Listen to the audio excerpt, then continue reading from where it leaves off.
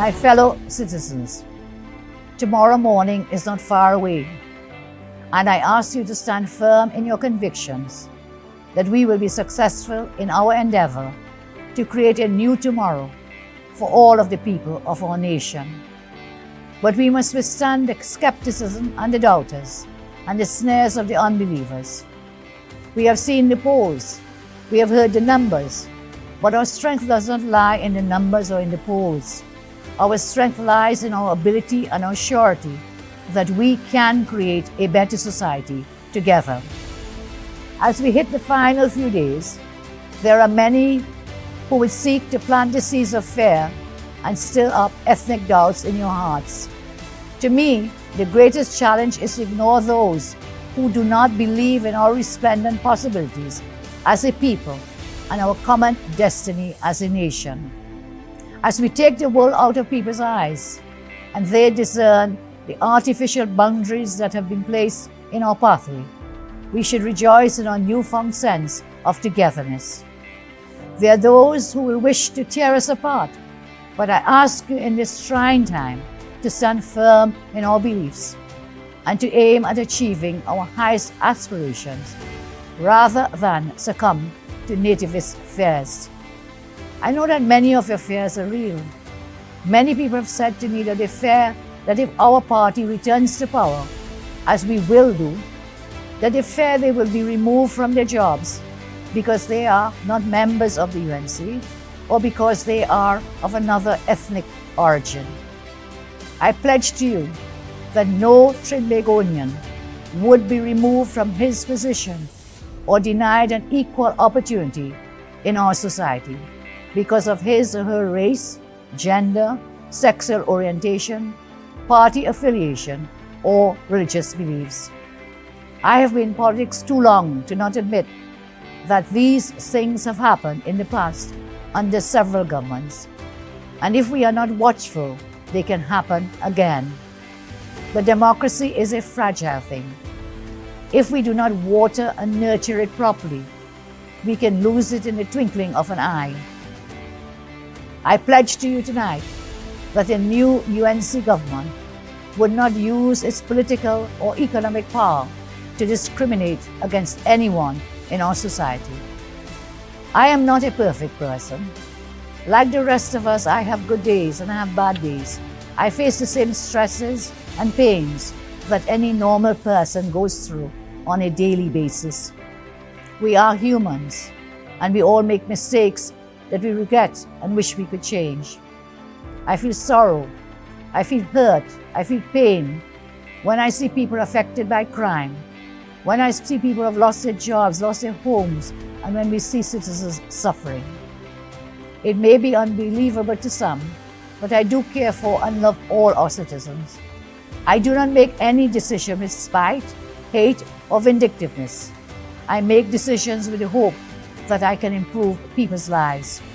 With those who may have been hurt by any decision I have made, I apologize. It is never my intention to cause pain. We will use our collective strength to build a more inclusive union in which all will flourish. I have learned from the mistakes of the past, and that is why I have rebuilt our party over the past 5 years with a focus on diversity and youth.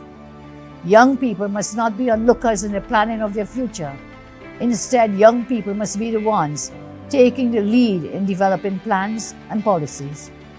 Diversity breeds different opinions and ideas, thus preventing potential mistakes and poor decisions. As we come to the end of this grueling campaign, I wish to leave you with words taken from President Abraham Lincoln's second inaugural address, which is very appropriate for this moment in our history. I will slightly amend his words and I say as follows: let us strive to finish the work we are in and the journey our forefathers and foremothers began, to bind the nation's wounds, to care for those who have been in battle before us and those who fought a good fight, to make us who we are as a people. So I say to you, our task is to close the racial gap in our society. Our task is to close the gap between rich and poor. Our task is to enhance the well-being of all our citizens and to strive to create a greater sense of ethnic cohesion in the only home that we know, Mother Trinidad and Tobago.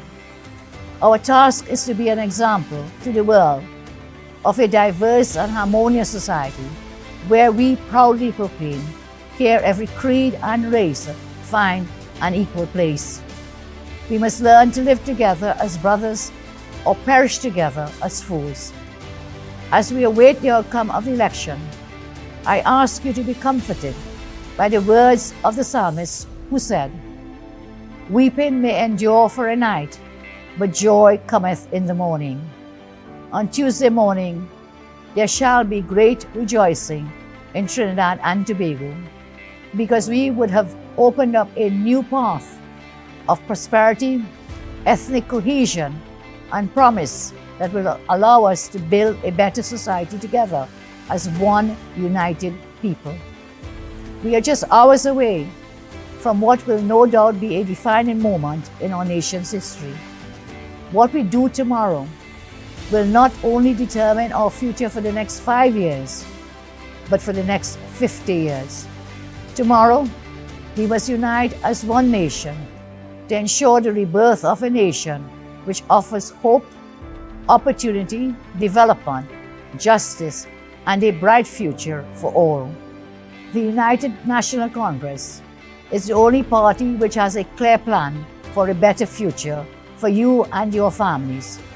So tomorrow, vote for your UNC candidate in your constituency. I've often told you, you have had leaders before me. You will have leaders after me, but you will never have a leader who loves you as much as I do.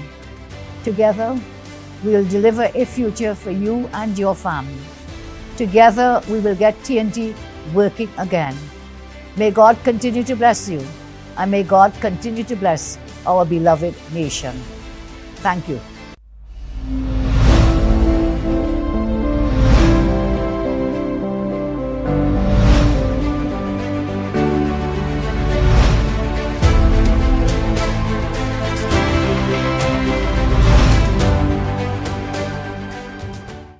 That was a paid political announcement.